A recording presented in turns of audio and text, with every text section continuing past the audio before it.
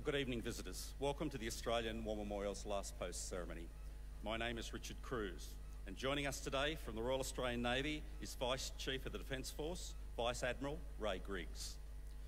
In his last official role at the memorial as a uniformed member of the Australian Defence Force after 40 years of military service. Vice Admiral Griggs joined the Royal Australian Navy Reserve in 1978 and entered the Royal Australian Naval College at HMAS Creswell in 1979. In late 1981, he was posted to HMAS Perth and deployed to the Northwest Indian Ocean in support of Australia's independent presence in that region, following the Soviet invasion of Afghanistan. In 1983 to 1994, the then Lieutenant Griggs completed a series of postings on HMA ships, as well as serving in a variety of roles ashore, including the position of aide-de-camp to His Excellency the Governor of Tasmania, Sir James Plimsoll. In October 2001, he assumed command of HMAS Arunta, which was deployed to the Persian Gulf to enforce United Nations sanctions against Iraq. The ship was recognised for her efforts by being awarded the Duke of Gloucester Cup for being the most operationally efficient ship in the Royal Australian Navy Fleet for 2002. In May 2010, he was posted as Deputy Chief of Joint Operations and then went on to command the Royal Australian Navy from June 2011 until June 2014. He was then appointed to his current role as Vice Chief of Defence Force on the 30th of June 2014. Vice Admiral Griggs was awarded the Conspicuous Service Cross in 1997, a commendation for distinguished service in 2003, and appointed as a member of the Order of Australia in 2009. He was made an Officer of the Order of Australia in 2012. Vice Admiral Griggs, we thank you and your family for your service. You have served our nation with distinction, and we wish you well and the very best for your future endeavours. Today marks the 76th anniversary of the sinking of the Japanese merchant vessel Montevideo Maru. When Rabaul fell to the Japanese in January 1942, more than 1,400 members of Australia's LARC force were captured. Some 160 were killed shortly after the surrender. Later that year, on the 22nd of June, approximately 850 prisoners of war and 200 civilian internees were ordered by their Japanese captors to board the vessel Montevideo Maru.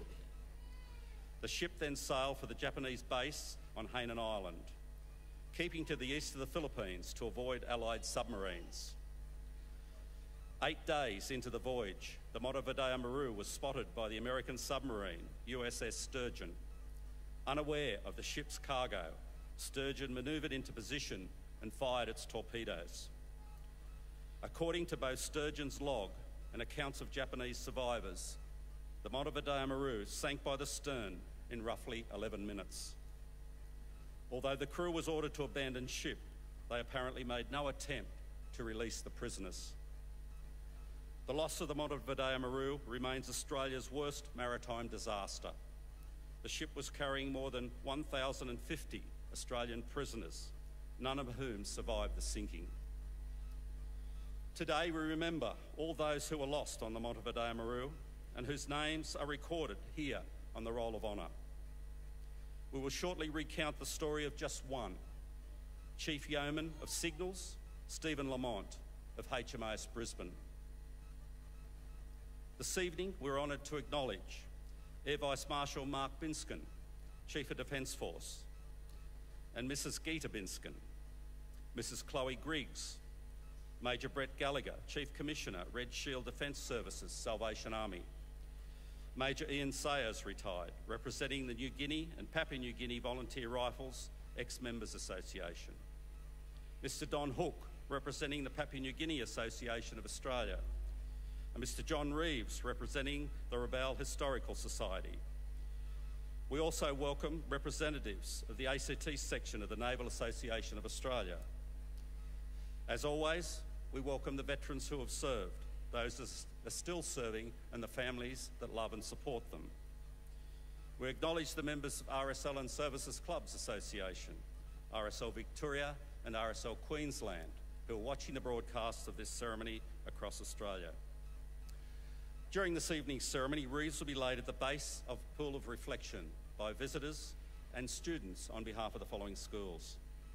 From Western Australia, Shenton College, Shenton Park. John Paul College, Kalgoorlie. From Queensland, Mackay North State High School. And from Victoria, Lakeview Senior College. Australia's Federation Guard is a tri-service ceremonial unit of the Australian Defence Force. They provide a ceremonial presence at civil and military events and during visits to Australia by foreign dignitaries. The Guard will now dismount the catapult party from the tomb of the unknown Australian soldier within the Hall of Memory.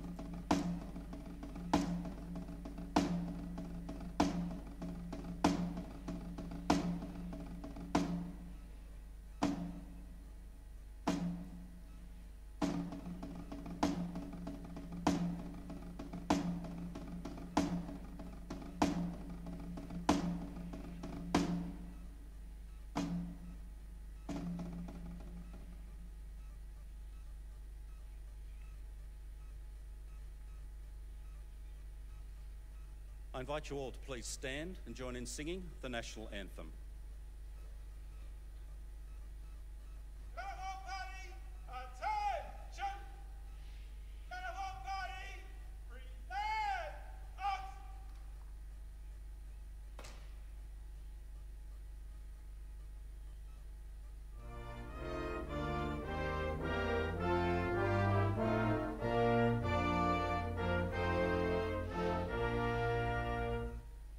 Australians all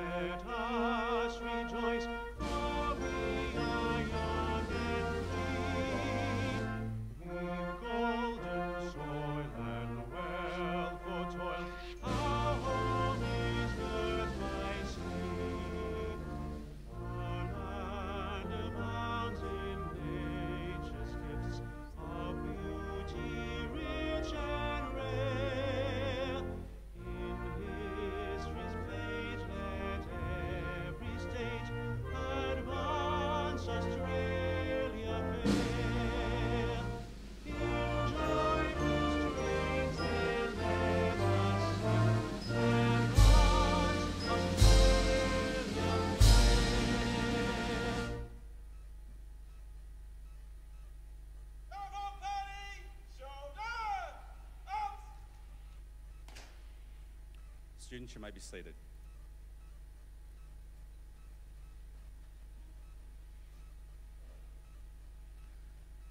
The Australian War Memorial was the vision of Charles Bean, Australia's First World War official historian. Bean landed with the Australian troops on Gallipoli and stayed with them at the front through to the end of the war. The idea of this national memorial and museum came to him at Pozières, France, in the depths of the bloody fighting of 1916. Bean's idea was that this would be a place where families and friends could mourn loved ones buried in faraway places. It would also be a place that could help all Australians understand what these men and women had endured and what they had done for us. Bean's vision, to which we remain true, as best expressed as inscribed in the entrance to the memorial's galleries. Here is their spirit, in the heart of the land they loved, and here we guard the record which they themselves made. Tonight we'll read the story behind just one of those on the Roll of Honour, which lists the names of more than 102,000 men and women who have given their lives for us in war and operations for more than a century. But first we present a lament, Flowers of the Forest. Reeds and floral tributes will now be laid at the base of the Pool of Reflection.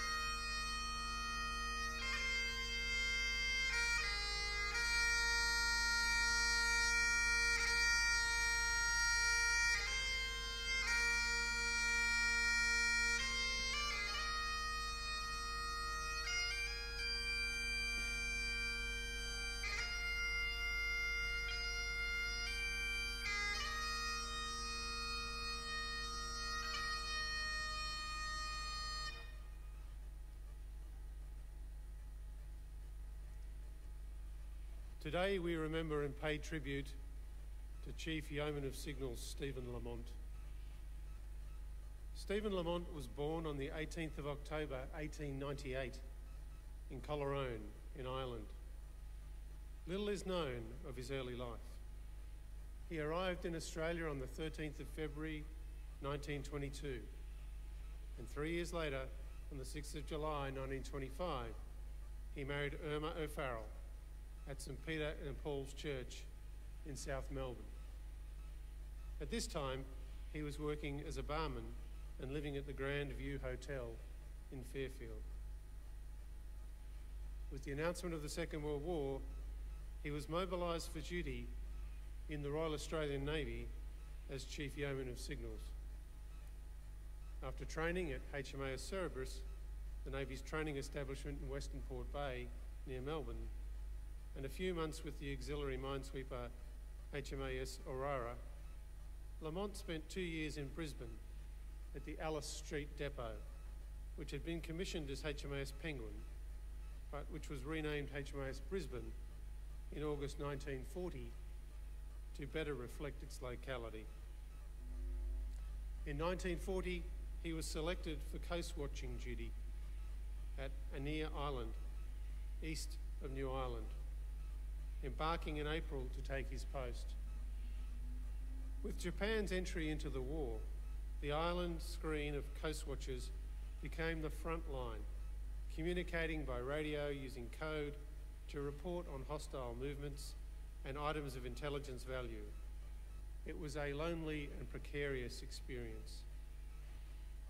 More than 600 coast watchers served in Australia, New Guinea and the Pacific Islands during the Second World War, with their numbers including members of the Royal Australian Air Force, the Australian Imperial Force, the Royal Australian Navy, the US Marine Corps and the US Army, and the British Solomon Islands Protectorate Defence Force, as well as civilians. The 38 coast watchers who died during the Second World War were hard to identify, as their names are listed with their operational units rather than being listed as coast watchers. Japanese bombing of New Britain began in early 1942 and increased in intensity. Lark Force, the Australian Army formation established for service in New Britain and New Ireland, withdrew from Rabaul and waited on the western shores of Blanche Bay for the inevitable Japanese landings. These began in the early hours of the next day, and by 9 a.m, in the face of communication failures and overwhelming Japanese strength, the Australian defence had lost cohesion, and Colonel Scanlon ordered a withdrawal on the basis of every man for himself. Unprepared for retreat, chaos ensued, and Lark Force disintegrated. Over the following days, groups ranging from company strength down to pairs and individuals sought escape along the north and south coasts. Some found small boats and escaped. Others were picked up by larger vessels operating from New Guinea. Around 400 made it to Australia, but 160 were captured by the Japanese while trying to escape and were massacred at Toll Plantation. Another 836 were interned as prisoners of war. Lamont was captured near the Warrangoy River after volunteering to remain with sick members of a party who evacuated from the coast. Early in the morning of the 22nd of June 1942, prisoners captured in New Britain were ordered to board the Montevideo Maru, which sailed unescorted for Hainan Island, keeping to the east of the Philippines in an effort to avoid Allied submarines. 8 days into the voyage, the Montevideo Maru was spotted by the American submarine USS Sturgeon, which manoeuvred into a position to fire its 4 stern torpedoes. Survivors from the Japanese crew reported 2 torpedoes striking the vessel, followed by an explosion in the oil tank in the aft hold. The ship sank in as little as 11 minutes. Although the Japanese crew was ordered to abandon ship, it does not appear they made any attempt to assist the prisoners do likewise. The ship's lifeboats were launched, but all capsized and one was severely damaged. More than 1,050 men aboard the Montevideo Maru lost their lives in the tragedy. Among the dead was Stephen Lamont, who was 43 years old. His name is listed on the roll of honour to my left, among some 40,000 Australians who died while serving in the Second World War. This is but one of the many stories of service and sacrifice told here at the Australian War Memorial. We now remember Chief Yeoman of Signals, Stephen Lamont, who gave his life for us, for our freedoms, and in the hope of a better world.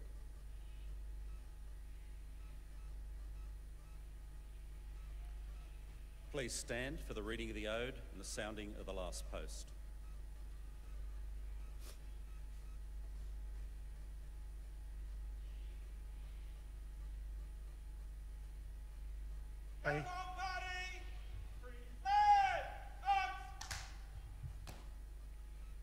They have no grave but the cruel sea. No flowers lay at their head. A rusting hulk is their tombstone, a fast on the ocean bed. They shall grow not old, as we that are left grow old. Age shall not weary them, nor the years condemn. At the going down of the sun, and in the morning, we will remember them. We will remember them.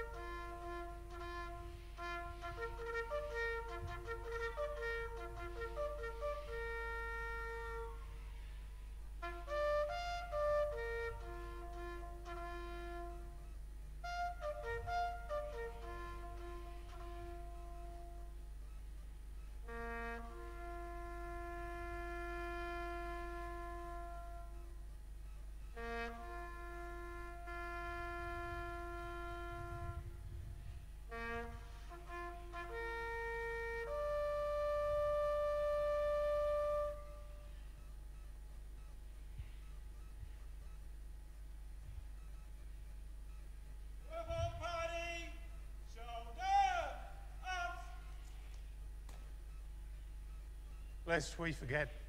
Lest we forget.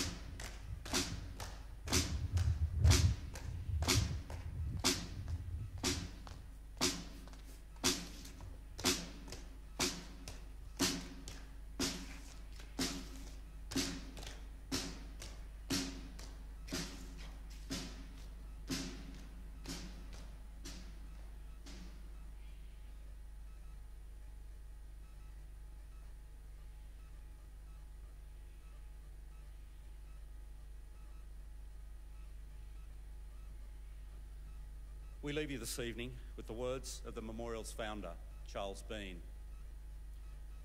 Many a man lying out there at Poziere or in the low scrub at Gallipoli with his poor, tired senses barely working through the fever of his brain has thought in his last moments, well, it's over.